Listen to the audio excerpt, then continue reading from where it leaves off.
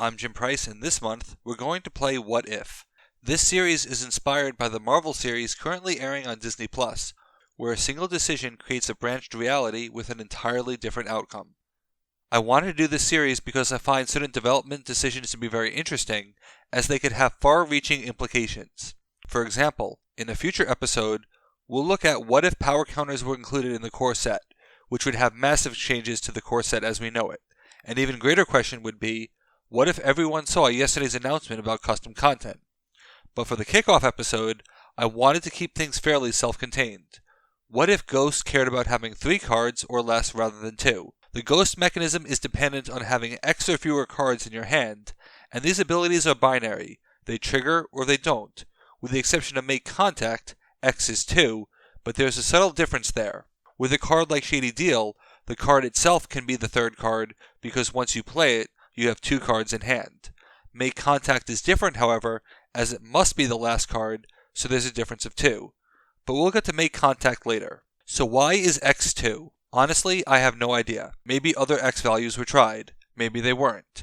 Tracking the normal progression of Ghosts, they were considered to be among the weakest/hardest factions to play. They can be powerful, but they do have a higher skill floor, and really hurt for partners for much of their history. Few would disagree that Ghost needed a Titan, but many would disagree that Ghost needed their current Titan, who is just insane. So it stands to reason that, if their Ghost mode window was slightly more flexible, they could have a drastically different Titan, or avoid one altogether. To understand how Ghost would change, we need to look at the overall Ghost game plan of discarding cards. Ghosts provide a very interesting first-turn perspective. What Ghost cards would you play on the first turn? It is generally well understood that you do not stay in Ghost mode. You activate Ghost mode. This means that the most likely minions to have in your hand are the least likely to play. You could play Haunting, a great power activation minion, but there is a historical context problem. At the time Ghosts were released, Hauntings were very killable among the factions included. Ninjas had a great chance of taking them out. Aliens could disrupt them in a number of ways. Bear Cavalry had destruction potential. Depending on the matchup, I don't like my chances that Haunting is going to survive all that long when the Ghosts need a few cards to set it up. Ghosts naturally want to be efficient, because entering Ghost mode is very inefficient.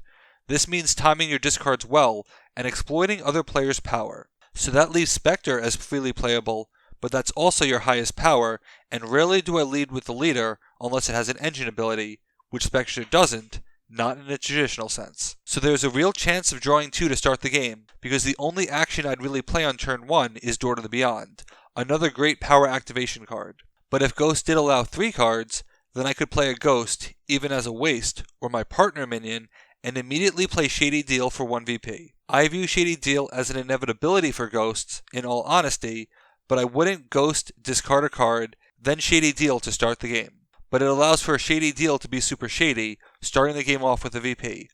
And for those who think that this is too strong, the Invader is saying, hold my beer. Let's consider another scenario. The Ghost player does not go first. Someone plays a Recruit for 2 power, like a Sprout. That could be annoying, so you play a Spirit to discard 2 cards to destroy it.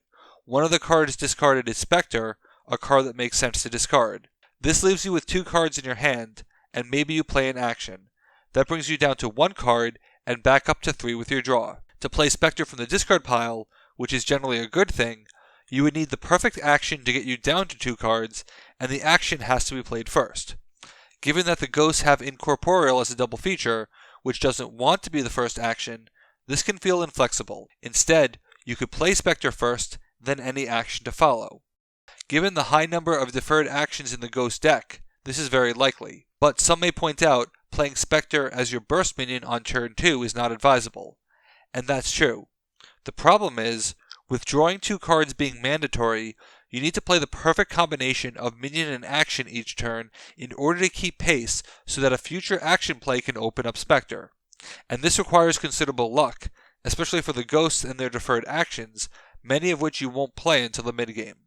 Of course, the Ghosts have an extremely powerful double feature in Ghostly Arrival, which justifies its existence in the fact that it is essential to activating Ghost mode, but they get most of their discards from Ghost and Spirit.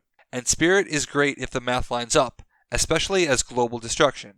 However, Ghost discards a card just to discard it, and discarding cards is bad in a game that is not supposed to have bad cards.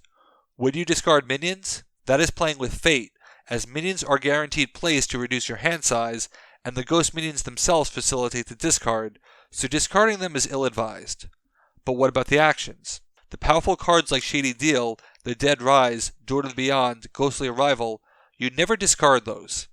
Across the Divide, I have a hard time discarding this, but I feel forced to.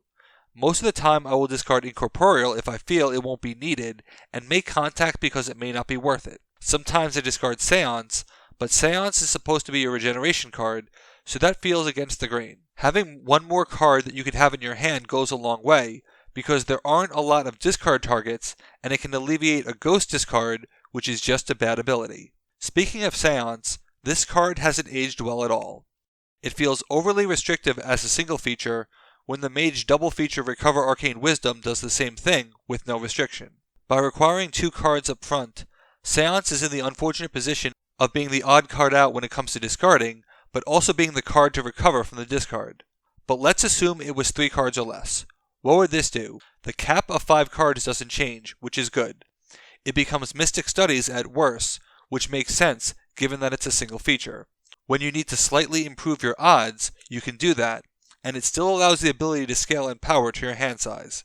Even at 2 cards, Seance hasn't aged well with cards that draw a flat 3 cards, because for Seance to deliver more value than that, you need to play it as your second to last card. This means one of 2 things outside of a chain. Either you finished your previous turn and drew into Seance, which requires incredible luck, or you had 3 cards and played a minion, once again highlighting the importance of allowing 3 cards. Regarding the first scenario, going to 0 cards is not advised unless it facilitates breaking a base, and that means your next turn is completely dependent on your draw. And it actually introduces another interesting wrinkle with Haunting. When Haunting is in Ghost mode, it gains 3 power and protection. Other than the obvious symmetry of 3 cards, 3 power, plus 3 power, the protection stands out as being curious.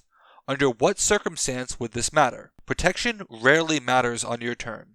Probably the best example would be dodging Leprechaun, although the lack of the CRO at that time makes it questionable, unless specials were involved. But historically speaking, Awesome Level 9000 is the only box set not to have any before the base core specials. This means that Haunting's protection primarily applies on someone else's turn in a context where I'm unlikely to have in-hand specials that lower my hand count in Phase 3, which only blocks Hidden Ninja Ninja Master anyway. So this means that Haunting's protection is to block the Bear Cavalry in Phase 2, and for this to be the case, you would have to end your turn in Ghost mode with 0 cards so that you draw back up to 2 and not have Haunting be breaking a base. This is not good, as it misuses the power activation and gives you an inflexible hand. But at 3 cards, where I could hold on to one last crucial card just to ensure presence, then I might be tempted. In fact, it could make for an interesting come at me strategy where I throw on more than half the power and invite you to try to take me, knowing I could potentially respond with Spectre from my discard for a solo. Haunting's at 6 power with protection, with a serviceable hand of 3 cards and Spectre in the discard pile, I can make that work, and it's amazing the difference that 1 card makes. That card adds up, because it means your hand is always 1 card larger for the Dead Rise, an extremely powerful but potentially inefficient ghost card. Because the Dead Rise plays a minion with lower power, that often leaves you 1 card short of what you want to play. Well, requiring 3 cards instead of 2 changes that. The only card that isn't really affected is Make Contact, which sadly I've soured on. It requires too many cards to be discarded and too much opportunity cost.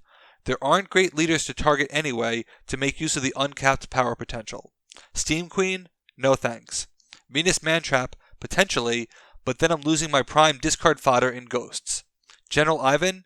I think General Ivan actually does Ghosts a favor on occasion, by allowing them to target whatever power level they need for Spirit without actually removing the power, letting them be more efficient.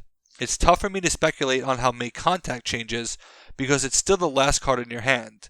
But if the rest of the plays were easier to make, I'd be more inclined to take a chance on it, since I could draw 4 cards over 2 turns and still have a good chance of entering Ghost mode.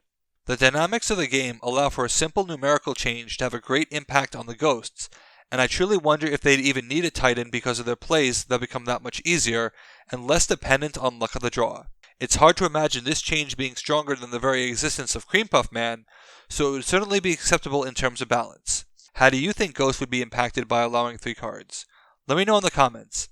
And if you could think of any What If episodes, feel free to share them. I've got 4 planned, but if someone asks a more interesting question early on, I'll consider doing that instead. Thanks for watching. Be sure to like and subscribe. Let's shut it down.